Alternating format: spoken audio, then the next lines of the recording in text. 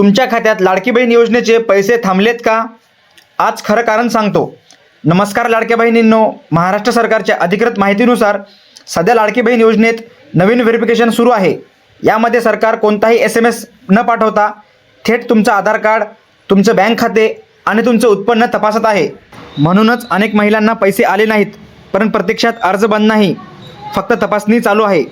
सरकारी रेकॉर्डनुसार जास्तीत जास्त प्रॉब्लेम या 4 कारणांमुळे येतो. नंबर 1, आधार कार्ड बँकेशी लिंक नाही. नंबर 2, एकाच घरातून 2 अर्ज. नंबर 3, तुमचे नाव आणि जन्मतारीख चुकली. नंबर 4, उत्पन्न मर्यादेपेक्षा जास्त. म्हणून हे 3 काम आजच करा. बँकेत जाऊन आधार लिंक आहे का पहा, तुमच्या नावाचा एकच अर्ज आहे का तपासा आणि अर्जाची पावती जपून ठेवा. ही माहिती सरकारी प्रक्रियेवर आधारित आहे. कोणतीही फी नाही, कोणताही एजंट नाही. अफवांवर विश्वास ठेवू नका, फक्त अधिकृत माहिती घ्या. अशाच खऱ्या सरकारी अपडेट्ससाठी तुमची बातमी अक्षय या चॅनलला फॉलो करा आणि व्हिडिओला शेअर करा.